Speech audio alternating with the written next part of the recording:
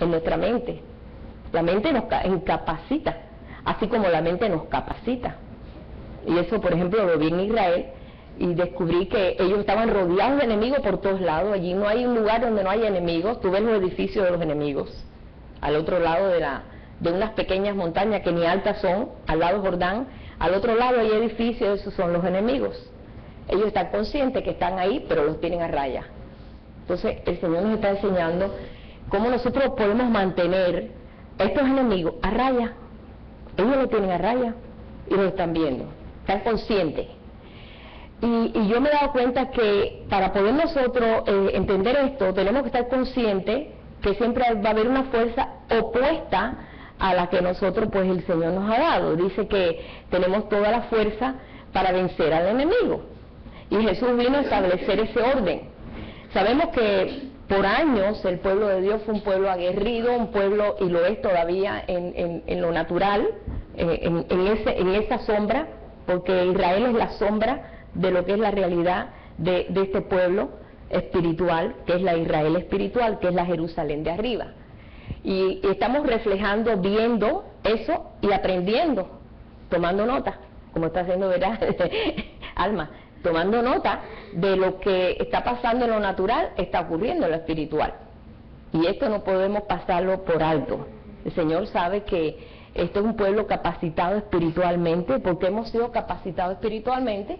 Porque el Espíritu Santo está haciendo el trabajo, pero nosotros tenemos que ponernos de acuerdo con el Espíritu Santo para que el trabajo sea completo, porque Él no puede hacerlo solo. O sea que, ¿estarán dos juntos si no estuvieran de acuerdo? No, imposible. Si tú no estás de acuerdo y el Espíritu Santo está de acuerdo, va a haber una lucha, un encuentro, y no se va a cumplir lo que las promesas dice del Señor, de que con Él todo es posible, de que no hay nada imposible para Él. Todas estas cosas que hemos leído de Dios, del Señor, se hace verdad cuando nos unimos a Él en un vínculo perfecto. Y Jesús dio todas las herramientas para que eso ocurriera. Pero si nosotros no echamos mano a las herramientas, nosotros vamos a estar exactamente como estaba el pueblo gentil, en su propia fuerza, en su propia capacidad, sin descubrir las promesas de Dios. Entonces, estamos nosotros en esta lucha, porque hay una lucha. Nuestra mente dice, esto no es así porque estoy mirándolo así, pero el Espíritu te está diciendo, es diferente a lo que piensas. Y eso es una lucha en nuestra mente, porque decimos, pero es que estoy mirando que la situación está difícil, pero el Espíritu de Dios te dice, nada, imposible para Dios. Y es un choque, es como un cortocircuito, porque tú dices, hay una verdad en Dios, pero yo no estoy viendo esa verdad. Pero el Señor quiere que tú comiences a capacitar esa verdad que está en ti, esa realidad, esa visión que Dios ha puesto en nosotros, porque estamos seguros que por fe andamos, no por qué. Fíjate que todo el mundo lo sabe, ¿verdad? ¿Verdad que lo sabe? No por vista, sino por fe. Entonces eso se está desarrollando en nosotros. Pero tú determinas esto, porque cuando tú te das cuenta que tu misma mente a veces viene a ser una enemiga o un enemigo de la verdad de Dios, porque te guías por el tiempo. Ay, qué feo está el tiempo, mejor me resguardo en casa, o ay no, mejor, o sea que nos guiamos por las cosas externas. Yo decía, pero qué tremenda fe tuvo Elías, que no había llovido en 3 años y medio por la palabra dada por Dios, cuando Dios le dijo, ¿sabes qué? Voy a abrir los cielos, y no apareció una nube, porque así actúa el Señor actúa así. ¿Para qué? Para que se desarrolle y se abran las compuertas de la mentira en la cual vivimos. Ese día estaba el cielo despejado y Dios le dijo a Elías, ¿sabes qué? Voy a traer la lluvia. Dijo, lo creo, pero no había una nube. Dios actúa así, porque mientras tú ves una nube tú dices, bueno, sí, a lo mejor sí iba a llover, pero no había nada. Ahí se tenía que motivar la fe que estaba en él. Era un hombre de fe, Elías era un hombre de fe, y Elías fue y se postró en la forma, dice, él se agachó, como dice los que estudian eso, se puso en la forma en que una hebrea pare o da luz. Él iba a parir esa nube y se puso a orar y mandó al siervo, le dijo, ve allí en aquel lugar, y aquel es un lugar donde estábamos, sabemos que está cerca del Mediterráneo y toda esa zona. Ahora que lo vimos allí, vemos que todo eso es mar. No veía nada, no veo nada. Esto era para menguar la fe de él. Él dijo, vuelve otra vez, vuelve otra vez, vuelve otra vez, 7 veces. Oye, tú a la tercera vez tú dices, yo creo que Dios se equivocó, o Dios no me dijo muy claro, o yo no entendí. Pero él siguió, dijo, ve otra vez, ve otra vez. Hay personas que a la tercera vez ya le dicen, no, parece que Dios no quiere, ya le puse señal y me dijo que no. Y a la séptima vez, él vio una nube del tamaño del puño de una mano de hombre. Eso no es nada. Para lo que Dios le dijo, voy a traer lluvia. Prepárate. Y lo que vio fue una nubecita de este tamañito, una nubecita del tamaño del puño de la mano de un hombre. Cuando él le dijo, bueno, mira, Elías, sí, yo fui allí otra vez, pero lo que vi fue una nubecita ahí del tamaño del puño de un hombre. Dijo, pues corre, que viene la lluvia. Y yo dije, este hombre era un hombre de fe. Porque nosotros a veces vemos la nubesota y todavía decimos, ¿irá a llover? Ay, no, Señor, porque a lo mejor no. ¿Por qué? Porque nosotros necesitamos el elemento de la vista para que se desarrolle lo que Dios quiere que se desarrolle. Pero Dios lo puede desarrollar sin que tú lo veas. La fe en este hombre motivó. Quita tú que el siervo no era un siervo de fe. Finalmente después vemos que Elías dejó ese siervo, porque no era cuando era Eliseo, era el otro siervo que él lo dejó tirado por allá por el desierto de Negev, cuando dejó el ministerio y se metió al monte Sinaí a llorar ahí, a esconderse de la presencia de Dios, porque ya no aguantaba a la reina Jezabel, ya no aguantaba, ya había en ese momento había dicho, yo me retiro de este ministerio profético y me meto en una cueva y se acabó todo. Pero fue cuando Dios se abrió todavía más, cuando vio que su corazón ya había llegado a lo máximo. Y Dios es tan bueno que cuando te ve en el fondo del pozo, te saca. Y eso fue lo que realmente pasó con este hombre. Este hombre desarrolló esa fe sin ver. Él no veía, pero él le creía a Dios, él escuchaba. Se desarrolló el sentido del oído espiritual tan fuerte que no le interesó lo que él podía ver. Yo me gocé que estaba en Monte Carmelo, yo veía aquel mar y aquel monte, decía, pensar que aquí este hombre decapitó a 950 profetas falsos. Qué cosa tan tremenda. ¿Cómo ese hombre pudo tener ese calibre de carácter para enfrentar a gente tan fuerte, en una creencia tan fuerte como era creer al dios Acera y al dios Baal? Esos eran los dioses que dominaban esa área. No le importó, porque él estaba confiado en él. Entonces, Dios está buscando gente de esa calibre, que puede enfrentar, ¿sí? Que no tenga temor a enfrentar los retos de la fe. Por esa razón yo veo que hay dos fuerzas muy grandes en el pueblo de Dios que se oponen, y uno es el miedo, el temor, y es la fe. La fe derrumba completamente el temor, pero ¿sabes qué? El temor puede derrumbar la fe. Si nosotros dejamos que el temor crezca, va a derrumbar tu fe. Va a llegar un momento que tu fe va a estar arrastrada por el piso, y el temor es el que va a tomar fuerza allí. ¿Acaso no solo fue lo que pasó con el ejército de Saúl? Cuando vieron a aquel paladín, aquel grande, aquel Goliat, el ejército que estaba tan aguerrido, era un ejército. El ejército de Saúl no era cualquier cosa. El ejército de Saúl los escogía los más fuertes, los más vistosos, escogía lo mejor. Mas sin embargo, cuando vieron a aquel gigante con aquella tremenda espadota que tenía, de una espada de no sé cuántos pies de altura, dijeron, de este no se escapa nadie, de este no se escapa nadie, aquí estamos vencidos.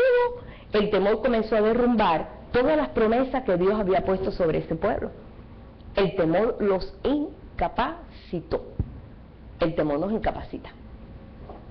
Dice aquí en la Escritura, en Proverbios, que el temor pone lazo. Es como que te amarra y no te puedes mover. ¿Acaso la serpiente no hace eso? Enrolla a su víctima y después que las enrolla las tritura, y ya esta víctima ya no se puede ya.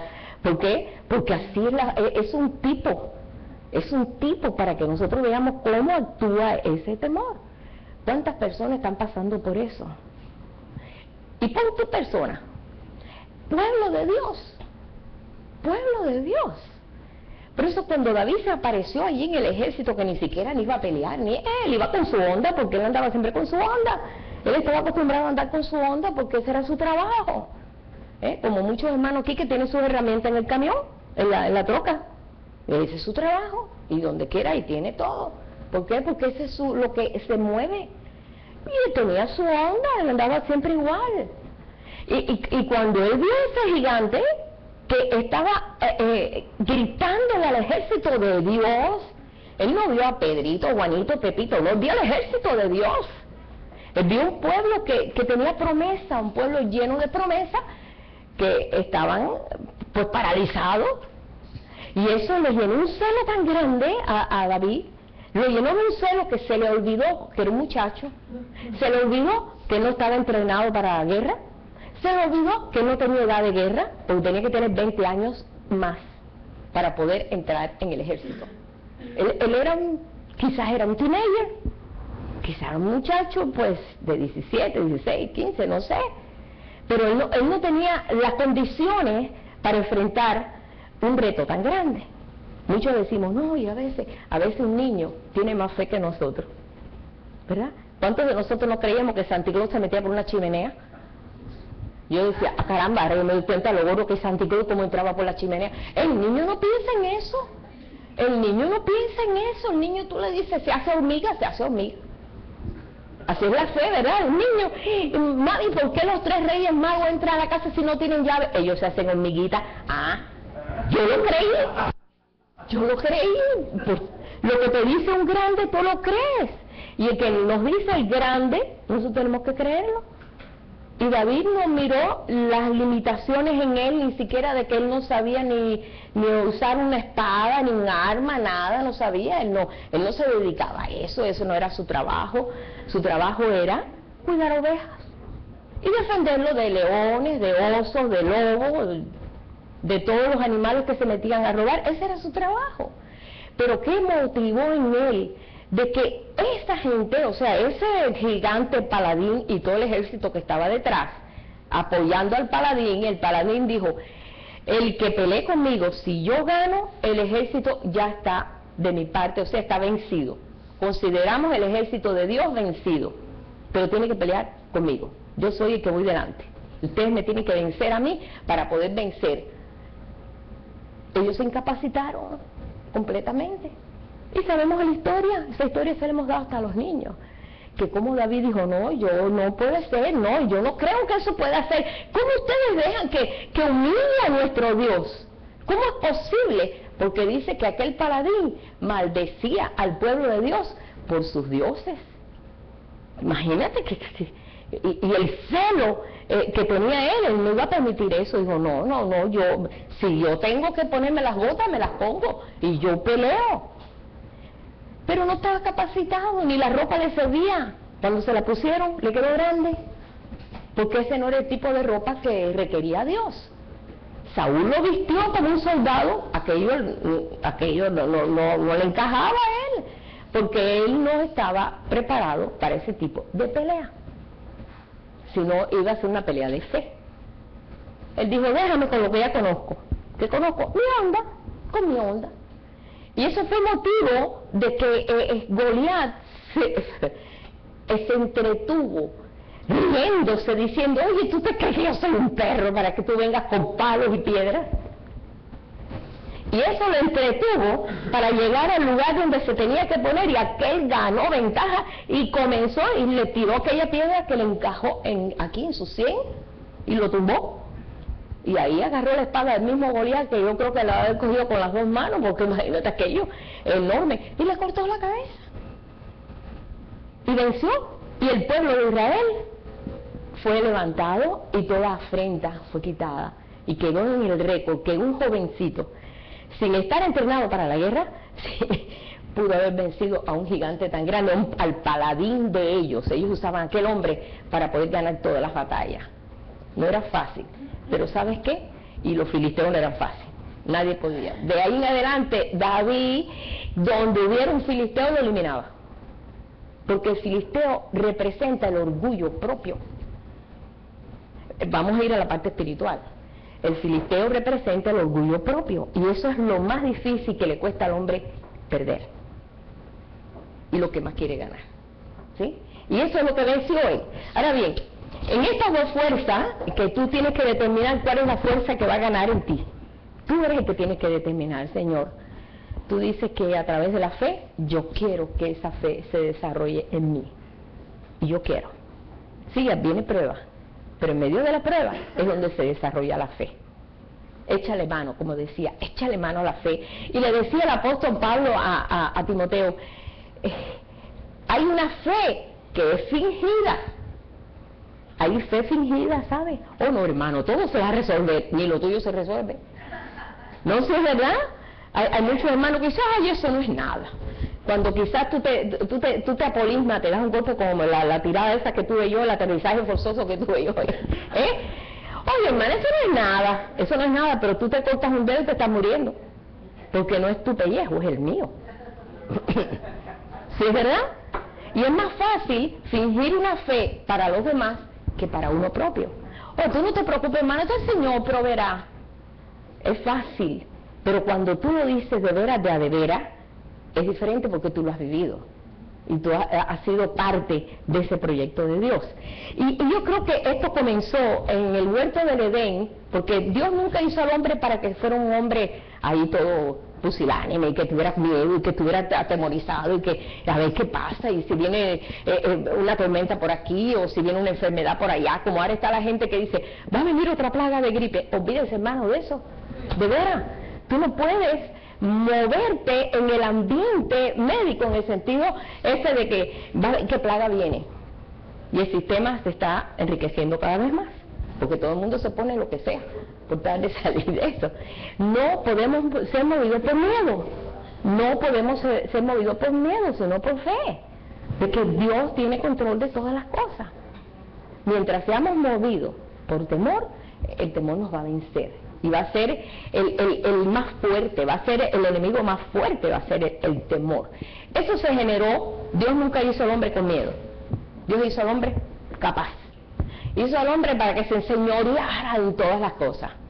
Yo me sorprendo ahora, no sé si ven ustedes los documentales de animales, cómo hay gente que se dedica a estudiar los tiburones, y tú ves unos tiburones gigantescos, y esos hombres ahí delante del tiburón. Digo, yo no sé si yo hiciera eso, no, la verdad que yo no sé.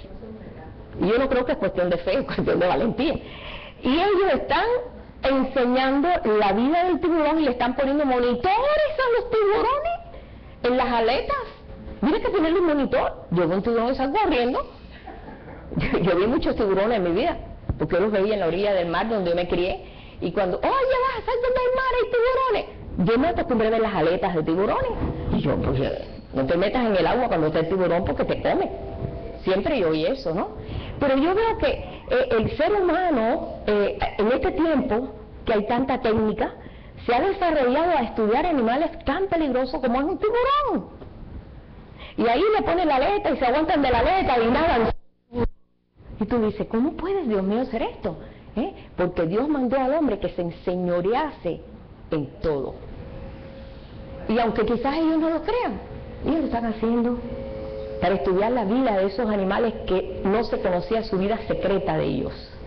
Porque el hombre se ha metido en todos los caminos, en todas las formas, en toda la creación de Dios, para descubrir cómo funciona cada ser, cada animal, cada bacteria, cada cosa a lo que nosotros hemos llegado en estos momentos.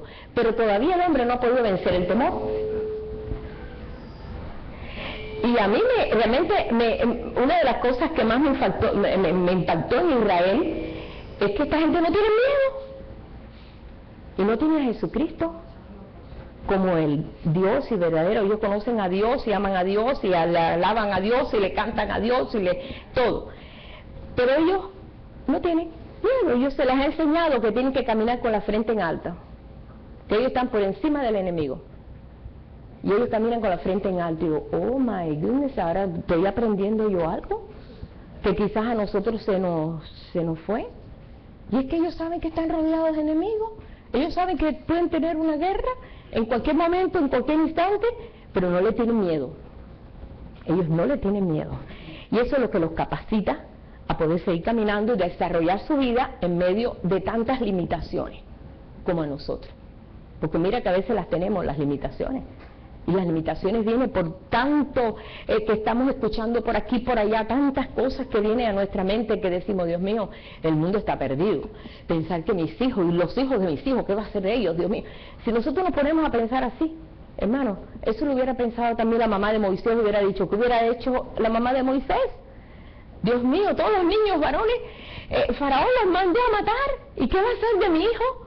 Señor, ¿qué va a hacer de mi hijo? Porque era varón cuando nació Moisés. No se llamaba Moisés. Moisés se lo puso la hija del Faraón, que quiere decir sacado. Y ella dijo, tiene que haber otra opción, tiene que haber otra opción.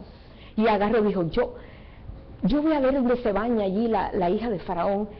Y la misericordia de Dios va a ser tan grande que Dios va a dar gracia, va a poner gracia en este niño y ella lo va a encontrar hermoso. Y con esa fe hizo como una cunita, ¿no?, de junco para que flotara, y la preparó bien y le puso todo y con un amor tremendo puso su bebé ahí con la fe de que alguien iba a recoger a su bebé. ¿Por qué? Porque se había dado la palabra el Faraón de que toda hebrea que tuviera un hijo, si fuera varón, tenía que ser echado al río Nilo, o sea, matarlo, ahogarlo. Pero ella no lo hizo. Ella lo hizo, lo puso en el río Nilo, pero no para matarlo, sino para salvarlo. Y en esa fe Dios obró y Dios actuó. ¿Y qué pasó? Aquella mujer vio al niño y lo vio hermoso y dijo, de las hebreas es este niño, hijo de las hebreas. Como no tenía hijos, dijo, yo lo voy a adoptar. Y se crió un palacio. Eso es fe. En aquel tiempo que no había esperanza, que dije, bueno, pues ¿cómo vamos a salir de esta esclavitud? Por lo menos salvarle la vida a este niño. No, esta mujer podía ver un poquito más allá, no se habla mucho de ella, pero yo la veo como una mujer de fe, porque ella sabía que Dios un día iba a sacar al pueblo de ahí. La profecía estaba dada, se le dio a Abraham, le dijo, toda tu descendencia será esclava, y 400 años, pero después con manos fuertes serán sacados de ahí. Recuerdan que Dios le dio esa profecía a Abraham, y ellos sabían de que ellos iban a salir con manos fuertes después de 400 años, y efectivamente 400 años ya estaba en ese tiempo, porque sabemos que salieron a los 430 años, cuando ya Moisés pues pasó una etapa, Moisés, que no vamos a entrar en ese detalle, pero la fe de esta mujer honró la vida de este hombre, y este hombre vino a ser el libertador del pueblo. ¿Cómo la fe origina cosas buenas? ¿Cómo la fe? Y tú dices, bueno, pues yo no voy a ver el resultado de la fe que yo tengo, lo van a ver los tuyos, lo van a ver tu descendencia, tus hijos. ¿Qué cosa le estás informando a tus hijos?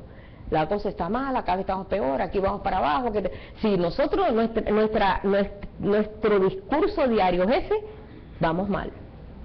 Porque el Señor dice que la gloria de la casa postrera será mejor que la primera, diciendo, la gloria de mi pueblo final va a ser mejor que la gloria de mi pueblo cuando comenzó. Si nosotros cantamos el mismo tango que canta todo el mundo, vamos a estar igual que todo el mundo, llorando como todo el mundo. ¿Y ahora qué vamos a hacer? Imagínate. Ahora me llama una hermana y dice, imagínate, van a quitar el seguro social, las de eso de los hospitales y todo. Ay, bueno, eso es que vamos a estar sanos. Ay, tranquilo. No están preocupados por eso. No, de veras, hermano, nosotros no podemos afanarnos, como dice, no nos afanemos por nada de eso. Vamos a echar manos a la fe, en lo que estamos nosotros ahora caminando y desarrollando esa virtud, o ese don, o ese fruto. Porque la fe es un don y es un fruto. Muchos han desarrollado el don y tienen una fe que levantan piedras, pero cuando pasan por prueba no saben echar mano a la fe. Ese es el fruto. Cuando se está haciendo fruto en nosotros, que podemos nosotros vencer. Recuerden siempre eso, la fe es un don, pero es también un fruto. Y se tiene que desarrollar. El fruto tiene su tiempo de siembra, el tiempo en que empieza a crecer, el tiempo en que empieza a echar florecita, el tiempo que empieza a echar fruto. Tiene un tiempo. Pero yo tengo que ayudar en ese tiempo, en el sentido de que yo tengo que estar segura que esta tierra esté bien regada, que esta tierra no le falte agua, que esta tierra esté cuidada, que a veces que hay que desgarrar algunas ramas que están secas para que vuelva a agarrar fuerza. También muchas cosas el Señor está haciendo en este tronco de fe que somos nosotros, o sea que somos parte de ese tronco. Pero bueno, volviendo a esto, el temor se generó allí en el huerto del Edén, cuando el hombre comió lo que no debió haber comido. Y de ahí en adelante se generó el temor.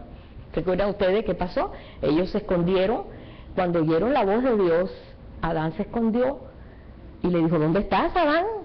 Es que aquí tuve miedo y me escondí porque estaba desnudo. ¿Quién te enseñó eso? ¿Quién te enseñó? ¿Quién te enseñó a tener miedo?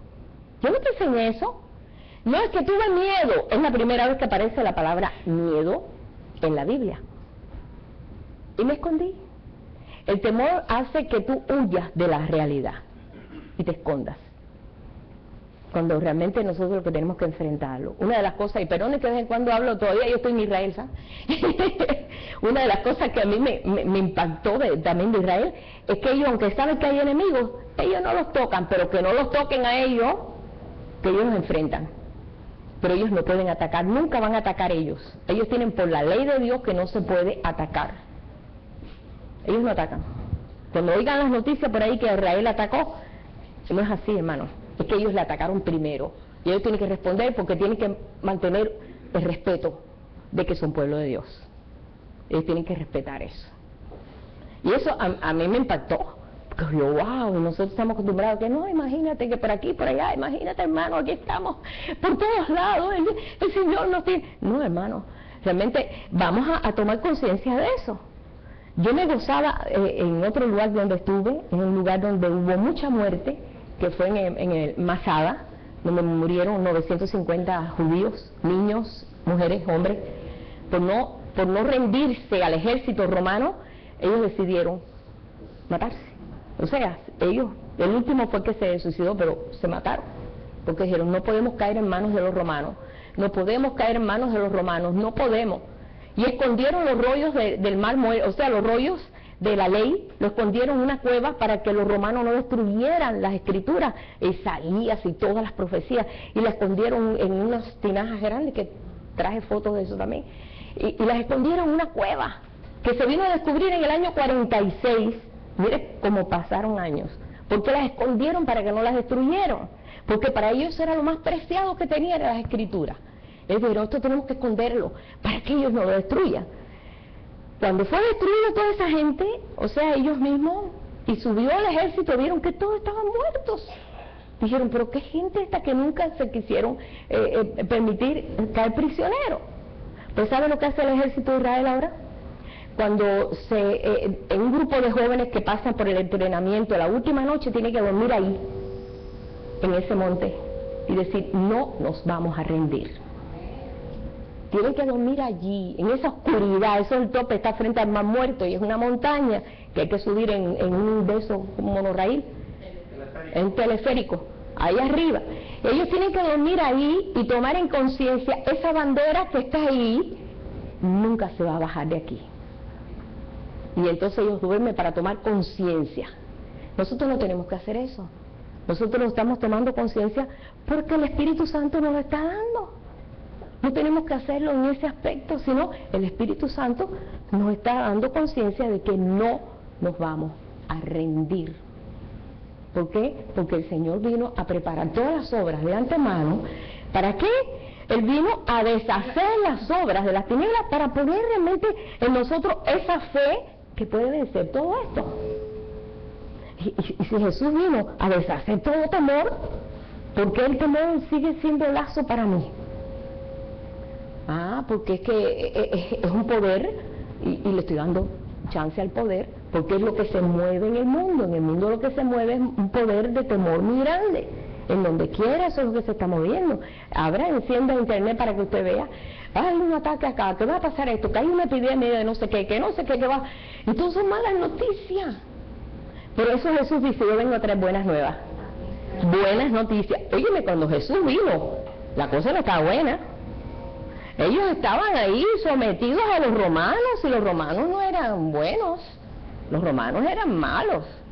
y ellos estaban sometidos allí, o sea que sí querían unas buenas nuevas, las querían a su forma, pero eso que ellos estaban viviendo, cuando vino esas buenas nuevas, cuando vino, aquellos ángeles empezaron a decir, ¿por qué he traído que gloria a Dios en las alturas y en la tierra paz? Lo menos que había en la tierra era paz. Sabemos la historia que lo menos que había en la tierra era paz. 70 años después de eso, el templo es destruido y más nunca se volvió a edificar, porque Dios está queriendo edificar un templo espiritual. Sí, o sea que el Señor está enseñándonos que en este tiempo que estamos viviendo es un tiempo que es, ¿cómo les puedo decir, hermano? Es un tiempo clave. Es un tiempo clave para el pueblo de Dios, para no estar nosotros perdiendo el tiempo diciendo, bueno, pues será, pues no será, que esto, que lo otro. No, hermano, vamos a meternos realmente en los planes que tiene Dios. Dice, yo tengo planes para vosotros, planes de vida, planes buenos. Yo vengo a anunciarles las buenas noticias, y estas son las buenas noticias, de que el Señor viene a capacitarnos, a levantar a un pueblo, no levantar a un pueblo a siempre tenerlo en el aire, como es que también todos están enseñados de esa forma tan fantástica, sino que viene a levantar a su Hijo en nosotros. La fe es su Hijo, Él es la fe, y Él viene a levantar eso, un pueblo que se determina. Ahí lo vemos nosotros en todos los grandes profetas. Todos ellos son, podemos decir, sombras de lo que el Señor quiere hacer con nosotros. Ejemplos, vaya, una sombra, un ejemplo. Ellos vienen a ser ejemplos de lo que Dios quiere hacer con cada uno de nosotros y más. Porque nosotros decimos, ay caramba, yo no me puedo comparar ni a la chancleta de Elías. Elías era un hombre de fe, ¿cómo yo no me puedo comparar a él? ¿Sabes qué? Que el Señor puede hacerte aún mayor, porque Él lo dijo. Pues cuando habló de Juan el Bautista dice, no, esto es nada comparado a lo que yo quiero hacer ahora, porque Juan el Bautista presentó una fe, una integridad, una entrega al plan de Dios, que se dejó morir, o sea, que perdió su cabeza, pero él estaba contento. ¿Por qué? Es necesario que Él crezca y yo me desaparezca, y ya está, a punto. Lo que Dios me mandó a hacer lo hice, punto, ya eso es lo que yo quería. Y ese era el plan que tenía. Era un deshacerse del yo, un deshacerse de ese filisteo, ¿verdad? El espíritu filisteo, el espíritu orgullo propio de soy yo. Hay valor en uno, porque hay valor en uno. Como ser humano y como hijos de Dios hay valor, pero Él es el valioso, hermano. Él es el valioso. Y cuando nosotros descubrimos que Él es el valioso, mira, hermano, todas las cosas van a someterse a Él. Cuando descubrimos que Él es el soberano. Por eso que ellos decían, tú eres el Dios, tú eres el Dios, tú eres el Dios. Cuando ellos decían, tú eres el Dios, era decir, tú eres el único Dios, tú eres el único que puedes hacer todas estas cosas. Esto fue cuando Elías, bueno, es que yo les paseo por acá, por Elías, por allá, pero ustedes entienden, ¿verdad? No se me pierden ahí. Bien, yo quiero que leamos aquí en Primera de Juan 3:8.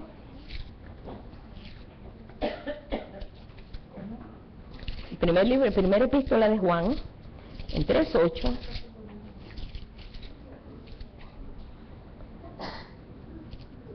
Dice que el que practica el pecado es del diablo, porque el diablo peca desde el principio, pero dice, para esto apareció el Hijo de Dios, para deshacer las obras del diablo. Para eso apareció, para deshacer. Y una de las obras más grandes del enemigo es el temor, porque es lo que te paraliza y te tumba la fe. Y ese es lo más grande. Ay, que no hay trabajo, Dios mío. Ay, qué huevas. Párate y dice, ay, vamos a empezar a declarar lo que no vemos. Y lo que no vemos vamos a ver. Porque eso es lo que hacían los profetas. Yo estoy mirando lo que hacían los profetas. Dice también aquí en Hebreos 12, ya que Jesús vino a establecer esa fe, la vino a establecer en un pueblo, primeramente 12 hombres que Él preparó, pero después el Señor comenzó a enseñar a multitudes de esta verdad. Vamos a ver en Hebreos 12. Dice, por tanto nosotros también, teniendo en derredor nuestro tan grande nube de testigos, despojémonos de todo el peso que nos asedia. Mira, a veces nos cae peso, y déjeme decirle que ahora todos los médicos, los científicos, los psiquiatras, los psicólogos dicen, es que el pueblo vive con mucho estrés. Y el estrés está produciendo diabetes, presión alta, qué sé yo, cuántas enfermedades. El estrés. Ahora está mandando que salgas al campo y te refresques, que tengas un tiempo de tranquilidad, porque el mundo se está muriendo de estrés. ¿Por qué? Porque viven así. ¿Y qué va a ser mañana? ¿Y qué va a hacer pasado mañana? ¿Y qué va a pasar dentro de 10 años? ¿Y cuando mis hijos crezcan, qué va a pasar? No podemos vivir en ansiosa inquietud, hermano. Por eso dice, despojémonos del peso que nos asedia, dice, y del pecado que nos asedia, y corramos con paciencia la carrera que tenemos por delante. Puesto los ojos en Jesús, no lo pongas en tu capacidad, porque nuestra capacidad, no en tu capacidad. Puesto los ojos en Jesús, que es el autor y el consumador de la fe. Él consumió la fe, él fue el protagonista de la fe, el que la creó y la vivió. Y nos dijo, úsenla, porque yo la usé, úsenla. Este es el ayo que le doy a ustedes, esta es la nana que les pongo a ustedes. Él la consumió. Él sabe que es efectivo, hermano, porque es lo único que puede a nosotros levantarnos. Dice, el cual por el gozo puesto delante de él, sufrió la cruz. Él sufrió la cruz con gozo. Y eso es algo antagónico, no puede ser. Él gozóse, hermano, porque él sabía lo que venía detrás de eso. Él sabía lo que se iba a producir por causa de esa entrega. Y fue con gozo. Jesús no se puso. Cuando vinieron los soldados, él no se puso. Dice, dejad de ir a estos. Él se rindió. Llévenme a mí, pero dejar ir a estos. Ellos todavía no están en ese propósito, aunque sabemos en la historia que los discípulos después muchos murieron en forma violenta y todo eso. Pero no era el tiempo. Él se entregó completamente, porque él sabía a lo que iba y sabía que era parte del proyecto de Dios. Cuando nosotros sabemos que somos parte del proyecto de Dios, puede venir cualquier situación, pero el gozo no se va, ni se va la visión. Puede venir el impedimento que sea, pero ahí está el Señor, y tú sabes que el Señor tiene control de todo. Y entras en paz. Inmediatamente, dice, el resultado de la justicia de Dios es paz. Cuando es lo último que se pierde, ¿verdad? Mucha gente dice, la esperanza es lo que verdad que la esperanza no se debe perder, porque la esperanza nos lleva a eso, pero la paz en medio de toda tormenta, de toda situación, eso nos capacita a pensar. Las cosas más descabelladas que se han hecho cuando la gente pierde la cabeza y no sabe qué va a hacer, y se desespera y hace locura y media, porque no hay paz. Dice, el cual por el gozo puesto delante de él sufrió la cruz, menospreciando el oprobio, y se sentó a la diestra del trono de Dios. Ahora dice, considerad aquel que sufrió tal contradicción de pecadores. Jesús era ametrallado por todos lados. Por aquí le decían, tú que te crees hijo de Dios, y mira, cuando él estaba en la cruz le dijo, bájate, médico, cúrate a ti mismo, tú no dices que sanabas enfermo, tú que abrías ojos de ciego, y mira qué haces ahí colgado en esa cruz. Él recibió mucha contradicción, pero no perdió el gozo. Lo más malo del mundo es cuando alguien te acusa de algo que tú no has hecho, y tú te sientes como que yo me tengo que defender, porque es algo en nosotros innato que queremos defendernos. Pero Jesús dice, cerró su boca y no abrió su boca. Aguantó todo lo que se decía a él, porque sabía lo que estaba haciendo. Cuando tú sabes que tú estás correcto, tú estás correcto, tú estás en paz. Que hable todo el mundo y diga lo que diga, cuántas cosas. Y después hay un salmo que dice, perros me rodearon, porque así se veían, como perros, diciéndole a Jesús. Sí, así dice el salmo. Es un salmo profético, y David dice, hablando de todo lo que Jesús iba a sufrir en la cruz, dice, perros me han rodeado. ¿Quién se iba a imaginar que el Mesías iba a estar colgado en una cruz y que perros, gente en esa condición de acusadores, iban a estar rodeándolo? Y todo eso eran profecías que se tenían que cumplir. Dice, considerad aquel que sufrió tal contradicción de pecadores contra sí mismo, para que vuestro ánimo no se canse hasta desmayar. Mucha gente se llega al punto de perder la visión, hasta se suicida, hermano. Yo conocí hermanos de la iglesia que se suicidaron cuando Fidel Castro tomó les tomó todos los negocios, porque un día quitaron todos los negocios de Cuba, pasó a las manos del gobierno. Es como que hoy todos los negocios, escuelas, todo lo que es privado pase en manos del gobierno. Aquí no se puede hacer, esto es un continente, pero una isla de 6 millones de habitantes era fácil. Y en un día, todos los negocios, hasta la peluquería de una sola asiento, todos los negocios pasó a manos del gobierno. Y este hermano, que era diácono de la iglesia, un hermano muy lindo, era farmacéutico, se había abusado todo el dinero que tenía, que se había reunido para engrandecer su farmacia. Llegaron, le dijeron, compañero, hoy esta farmacia pasa a las manos de la revolución. Para él fue un choque tan grande que fue al último cuarto de su casa y se ahogó. Y para nosotros fue impactante eso, porque ¿qué es más importante? La vida es más importante que un cacho de farmacia, ¿verdad? Y wow, se ofuscó tanto de que toda su vida, eso era su vida, y se ahogó. Y era un hermano precioso en el Señor, pero su fe no se desarrolló para poder parar, para poder vencer en medio de esa tremenda dificultad, de esa situación. O sea que hay mucha gente que no pasa situaciones así, se le muere un familiar o algo y se ofusca, ¿no? Pero no pierde eso y vuelve otra vez a levantarse, a fortalecerse, porque son golpes, hay tiempo para todo, tiempo de vivir, tiempo de morir, hay tiempo, todavía está estipulado en tiempo y tenemos que estar preparados para esos tiempos. Por eso tenemos que estar bien cimentados en el Señor para poder enfrentar los tiempos que tengamos que enfrentar, para que la vida de Él se siga desarrollando en nosotros y nada de estas cosas nos tumbe. Como dice aquí, para que vuestro ánimo no se canse hasta desmayar.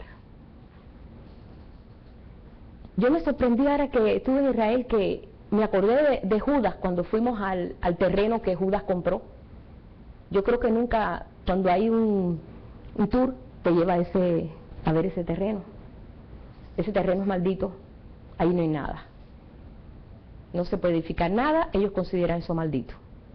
Yo tomé fotos, también se los voy a enseñar cuando ya tenga el álbum todo preparado. Allí está dedicado a la maldición. Dice, porque es precio de sangre.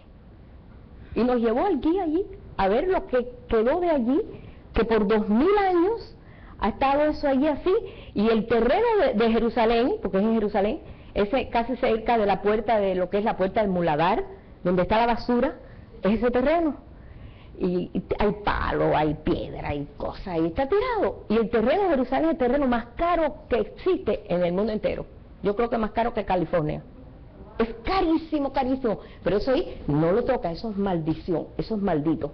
Y ahí nadie lo toca, ahí no hay nada, todo el mundo lo que tira es basura, basura, basura, porque es el precio de sangre. ¿Recuerda que Judas tiró las monedas y dijo, yo no quiero haber hecho lo que hice? Y tiró el dinero y los sacerdotes dijeron, ese dinero es dinero de sangre, nosotros no lo podemos usar. Y compraron ese pedazo. Ahí está, no sirve para nada. Eso es lo que sembró.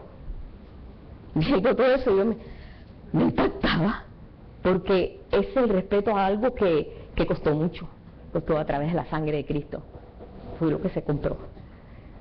Eso es el resultado. Se los digo, se los paso porque a mí me impactó. Y pasaron y nadie retrató, pero yo dije, yo tengo que retratar esto está tremendo, esto es una enseñanza tremenda para nosotros de que estas cosas son fructuosas. No tuvo fruto lo que hizo aquel hombre. Y con ese dinero vendió a Jesús. Wow, a mí eso me sorprendió mucho. Bueno, dice, porque aún no habéis resistido hasta la sangre combatiendo contra el pecado, y habéis ya olvidado la exhortación que como a hijos se os dirige cuando se le dice, hijo mío, no menosprecies la disciplina del Señor. Estamos aprendiendo la disciplina del Señor en medio de lo que estamos viviendo. Ellos lo vivieron hace 2 siglos, 3 siglos, 2 milenios, ¿no? Vivieron este tiempo, pero nosotros lo estamos viviendo en la etapa final, en la etapa postrera, que es la etapa última, la que estamos nosotros viviendo como pueblo de Dios. Bien, todo lo que yo veo en todas estas cosas, y yo vi un ejemplo aquí muy hermoso, porque David entendió esto. Yo quiero que leamos el Salmo 25, del verso del 1 al 3. Yo quiero que veamos ahí que David entendió esto. David, siendo un hombre de fe, y eso que todavía el autor y el consumador de la fe no había venido, ya David, como profeta, porque David fue profeta también, él podía ver esto, él lo podía creer. En el Salmo 25 dice: a ti, oh Jehová, levantaré mi alma. Yo digo, yo siempre busco mucho el ejemplo de David, porque David sufrió, tuvo problemas familiares, problemas con el gobierno, problemas con los vecinos, tuvo problemas de todo tipo, problemas con sus compañeros, que era su ejército, que era un ejército de 600 hombres ahí que no servían para nada, pero se fueron refinando, porque era gente endeudada, con problemas, amargada, que huyeron y se juntaron con David. Pero la fidelidad de David a su Dios y el caminar con Dios capacitó a aquellos hombres y fueron el mejor ejército.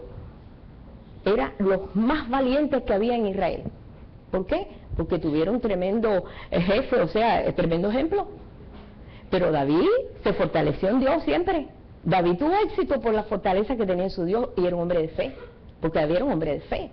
Tuvo sus fallos y ahí se escribieron, pero pudo salir de los fallos con un corazón contrito y humillado, y se humilló delante de Dios, y Dios lo reconoció, y Dios lo perdonó.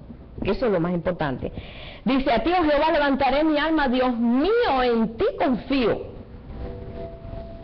No sea yo avergonzado, no se alegren de mí mis enemigos, porque los enemigos se reían de David. Pues David, imagínate, viviendo en una cueva. Ahí también vimos la cueva de David.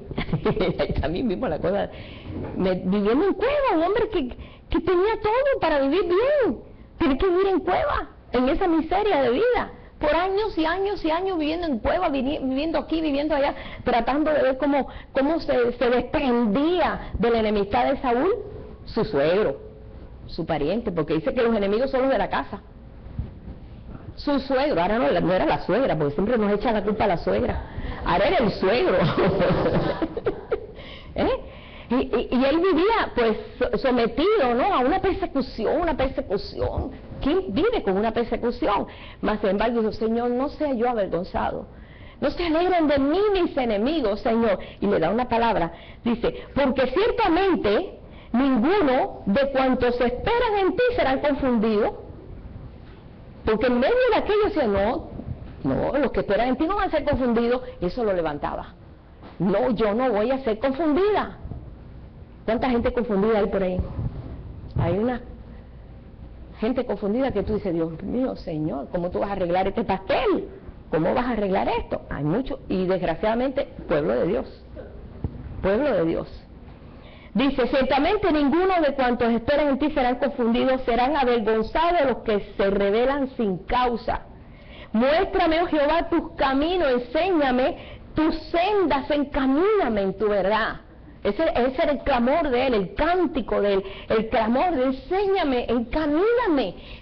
A lo mejor no estoy caminando derechamente, encamíname en tu verdad, Señor. Porque decía: bueno, ¿hasta cuándo voy a estar durmiendo yo en cueva? ¿Hasta cuándo voy a estar aquí si yo fui ungido para ser rey de Israel?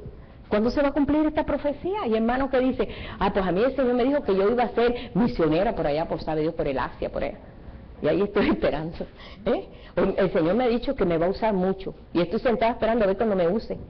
Comienza con los vecinos, con el que está al lado tuyo en tu trabajo, comienza con alguien, pero comienza, comienza con lo más poquito. Él empezó con lo más poquito, empezó con 600, y poquito a poco empezaron a llegar, y ninguno era bueno, ninguno estaba muy bien, pero fueron cambiando por la actitud. Le dice: porque tú eres el Dios de mi salvación, en ti he esperado todo el día. Hay gente que dice, ay, mira, yo estaba esperando al Señor y mira, el Señor no me ha resuelto nada un mes entero, yo tengo que ver qué hago, que taca, taca, taca, taca, taca, taca, y mi palabra está formando unas nubes negras. Porque es muy importante lo que nosotros hablamos, hermano. Muy importante lo que nosotros hablamos. Cuando nosotros estamos hablando y lanzando las palabras, son saetas.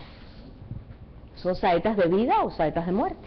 Entonces nosotros estamos hablando cosas que se van a originar, se van a preparar. Esto es muy importante. Esto es muy importante que el pueblo de Dios tenga conciencia.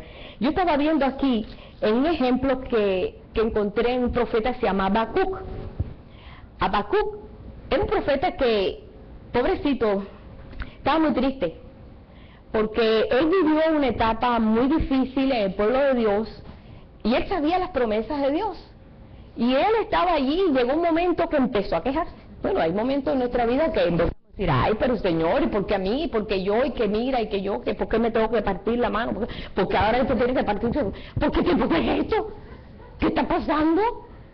Señor, estoy en un tour y ahora, ¿cómo voy a arreglarme?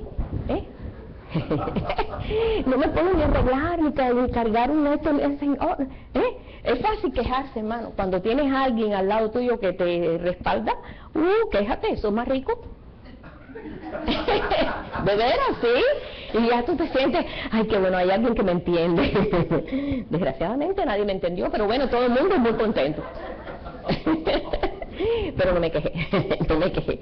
Pero decimos, bueno, Señor, no entiendo esto. Y así estaba Habacuc. Señor, mira, tu pueblo está de espaldas a ti. ¿Y tú qué haces? Y cruzado de brazos. Bueno, no le dijo así, pero casi, casi.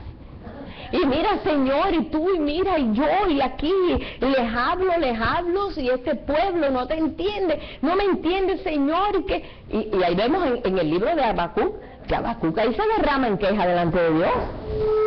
Es más, tú te puedes quejar delante de Dios. Ahora, no vayas con el hermano a hundirle y tumbarle su fe, a quejarte con él del hermano o de la situación. No vayas, mira, yo no entiendo por qué Dios es conmigo así.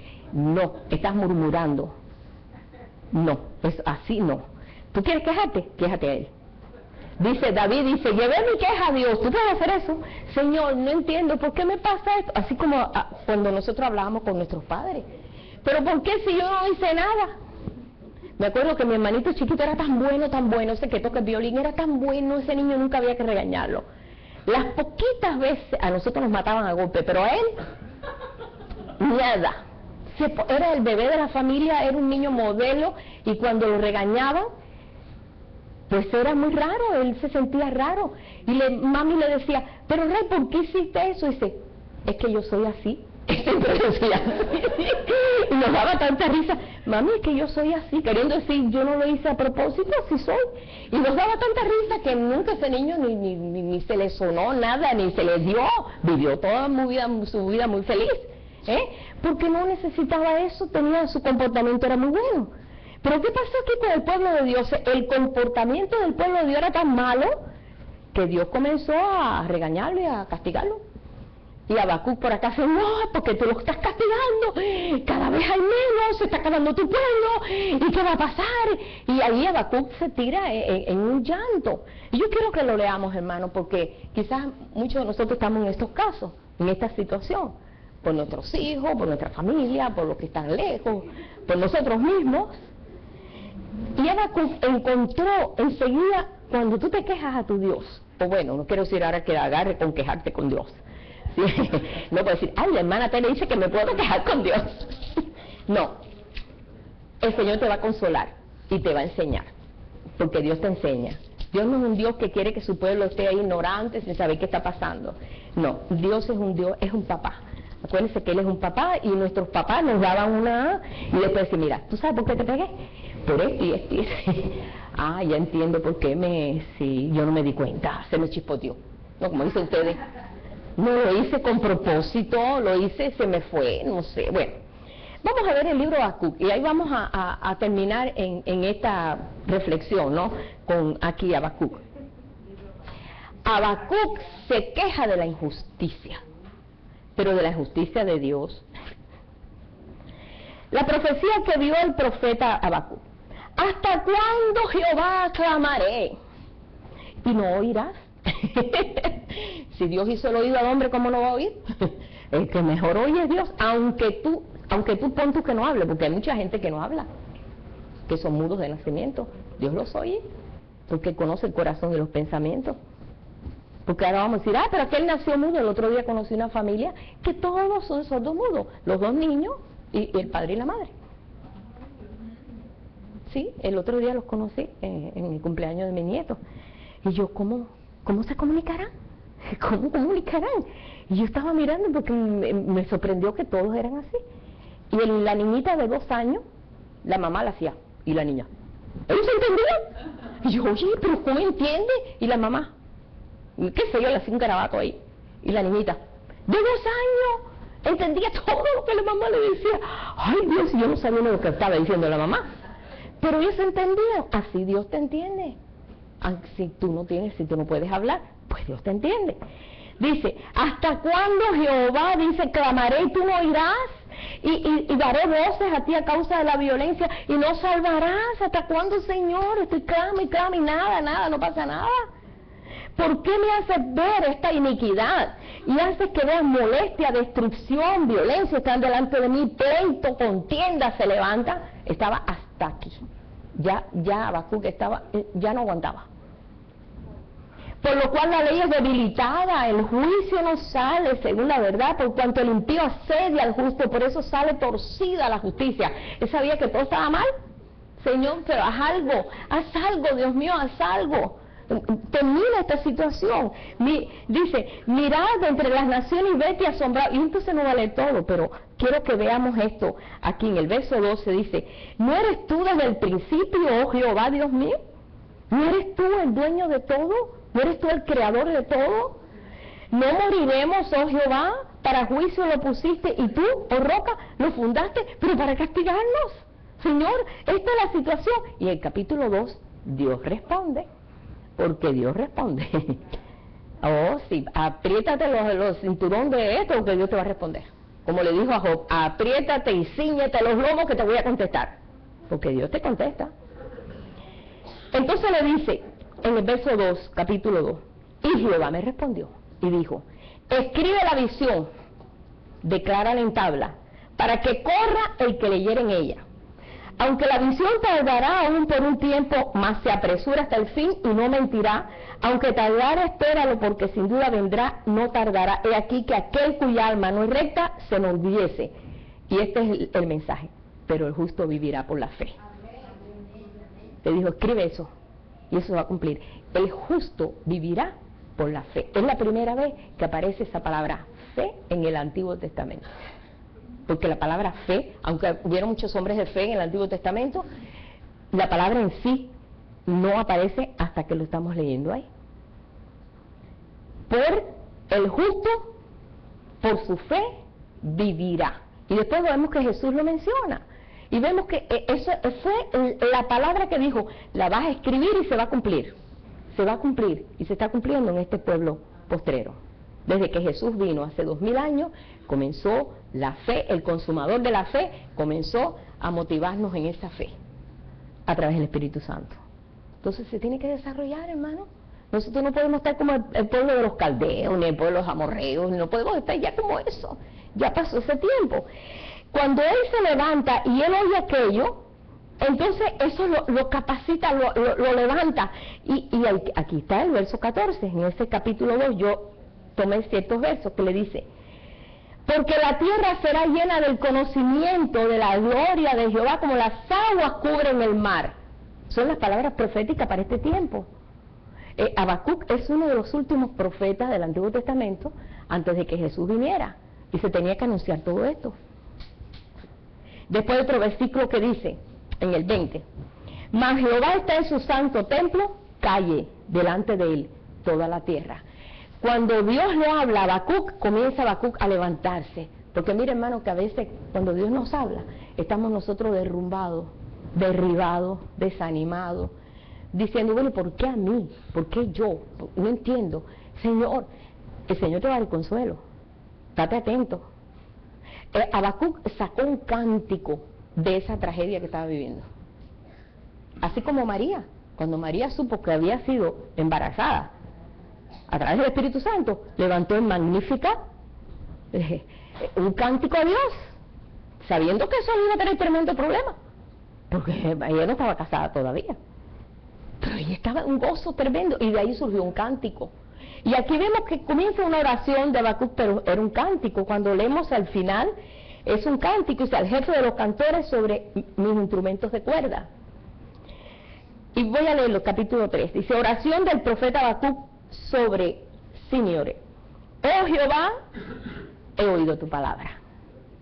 Eso lo contento, escuchar la palabra de Dios que te dice: hijo, yo tengo control de todo. Ya eso solamente,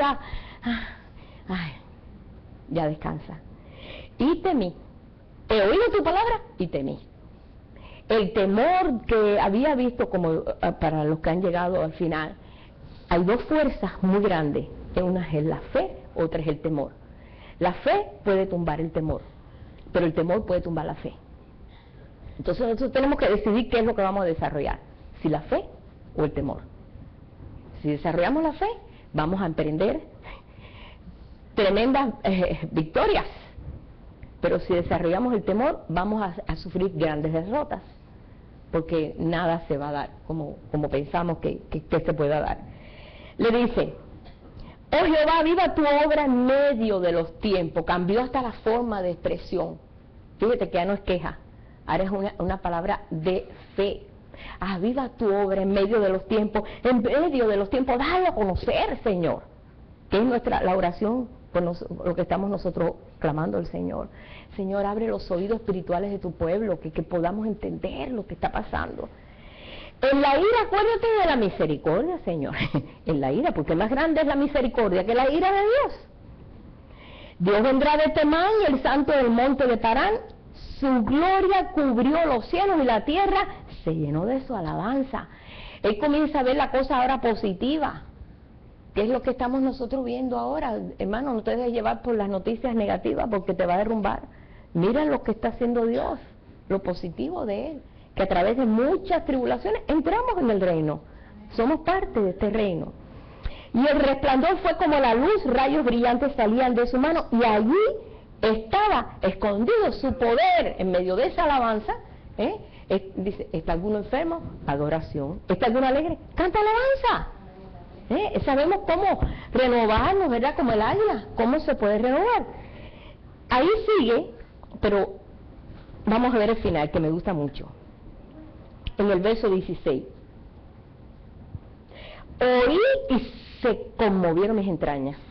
Cuando tú oyes la voz de Dios que te dice: tranquilo, yo tengo control de todo. No me recuerdo cuando nosotros caímos presos en Cuba por predicar. Inmediatamente el Señor dijo: gozaos y alegraos, porque vuestro galardón es grande, porque así pasó con los profetas. Ahí perdí el temor. Estando en la perseguidora, yo no sabía lo que íbamos a estar. Mi tío lo agarraron una vez preso por unos días y estuvo 6 años. No sabían, en una cárcel comunista tú no sabes lo que va a pasar. Ay, gloria a Dios, Señor. Inmediatamente me da el Señor ese versículo, y ahí entré en paz. Y yo dije: bueno, sabe Dios para dónde vamos, pero tú tienes control de todo. Y eso por lo menos a mí, que yo siempre dije, lo último del mundo es caer en una cárcel comunista. Y saber que ibas a caer en una cárcel comunista, siempre yo decía eso, decía: ay, lo que me temía me vino, lo que me temía me vino, Señor. Bueno, pero les digo, esos son ejemplos que uno ha pasado. Dice: oí, se conmovieron mis entrañas, a la voz temblaron mis labios, pudrición entró en mis huesos y dentro de mí me estremecí. Si bien estaré quieto en el día de la angustia, voy a estar quieto en el día de la angustia. Ya aprendió la lección. Cuando viene la angustia, estar quieto y conocer que yo soy Dios. Estar quieto, no pierdas la quietud. Cuando suba el pueblo al que lo invadirá con sus tropas, porque iba a ir el pueblo a invadir, pero él estaba en paz, porque sabía que todo venía de Dios. Dios estaba mandando un pueblo para ocupar su pueblo, porque su pueblo no entendía. Iban a aprender una lección muy dura, pero Dios sabía, y Dios lo estaba haciendo, Dios lo estaba permitiendo.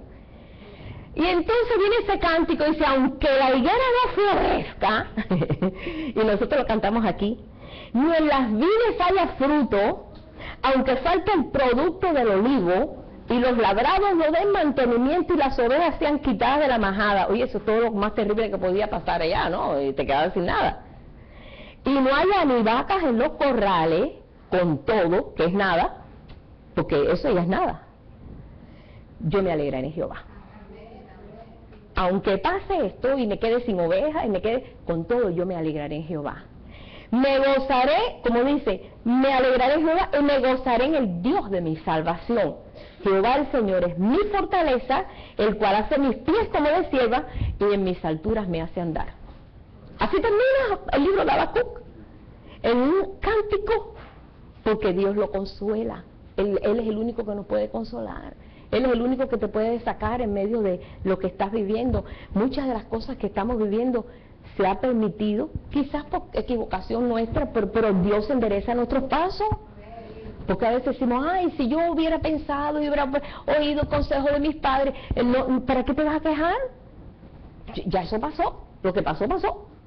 Lo que se arregla ahora es lo que viene ahora en adelante. Ay, si hubiera conocido al Señor cuando yo tenía 12 años, hermano, no pasó. Lo que va a pasar, está pasando ahora, gózate.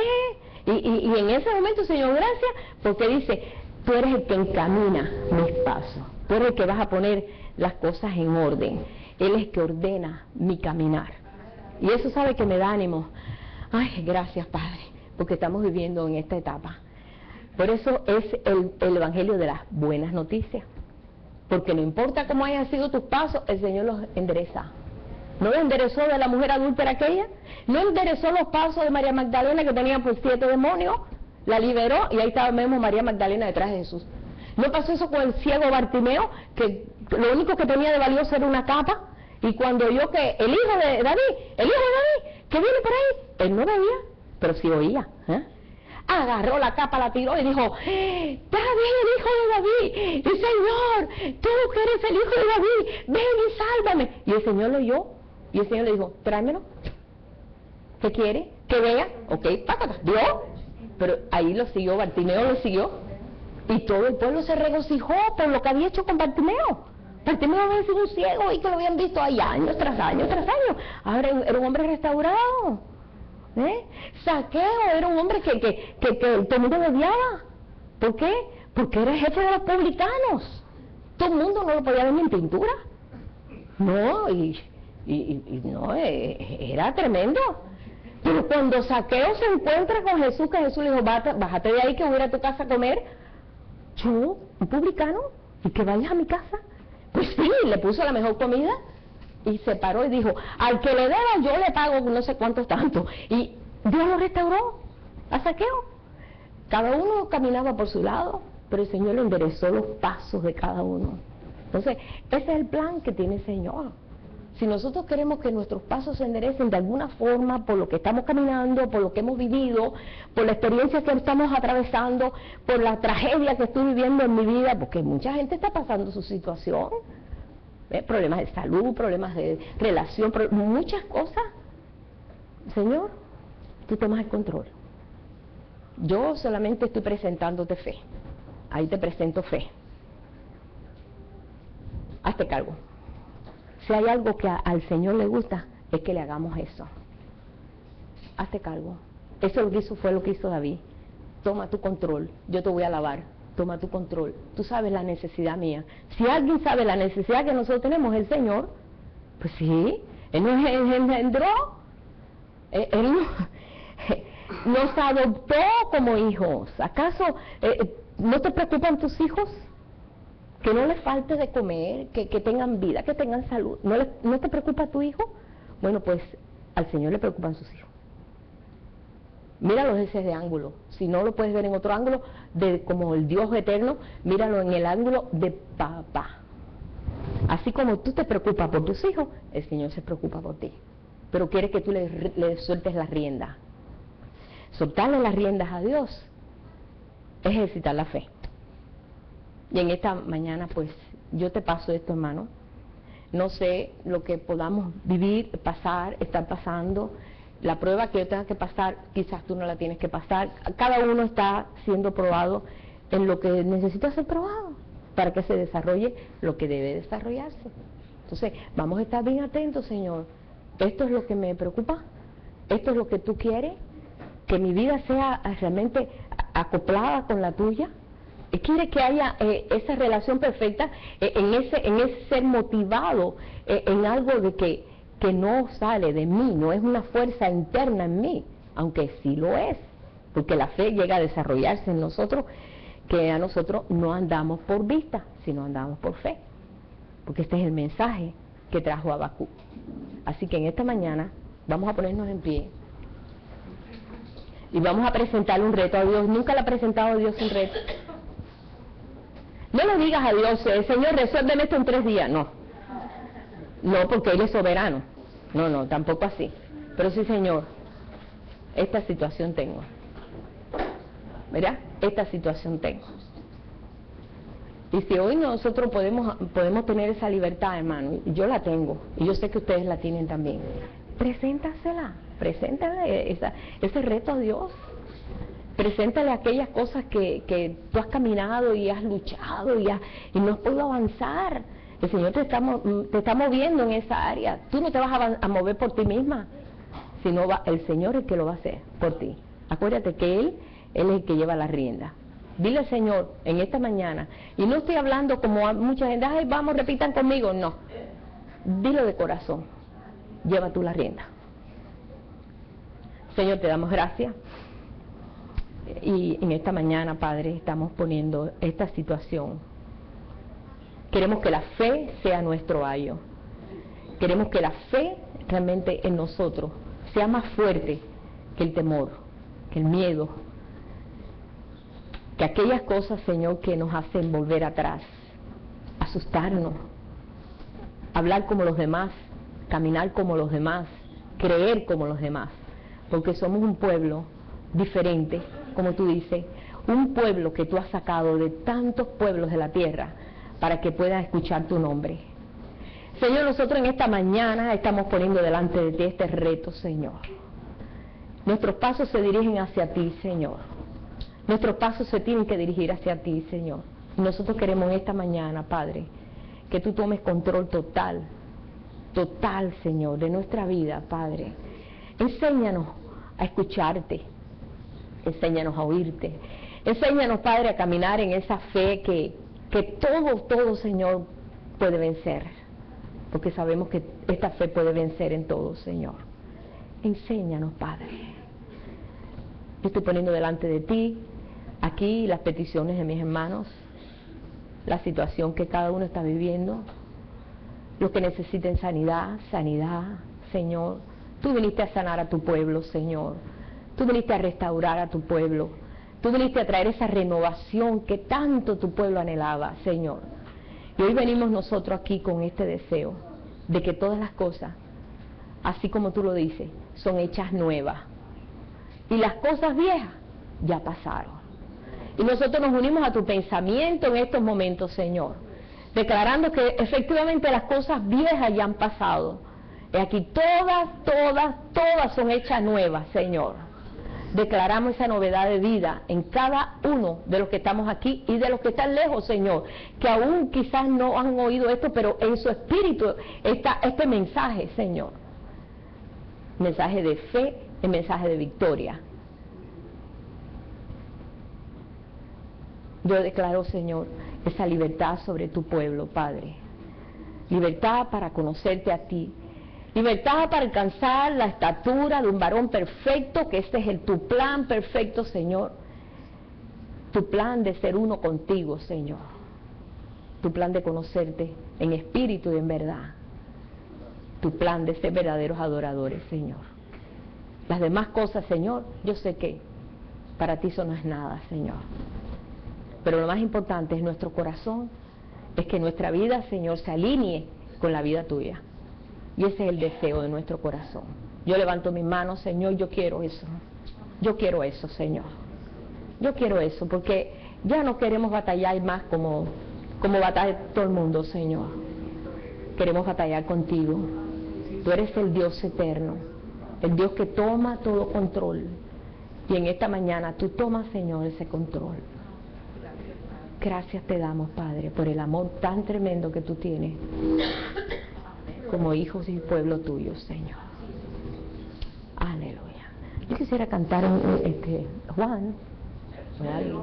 Pero ahí está Rosy. Quisiera cantar este canto, dice, sobre todo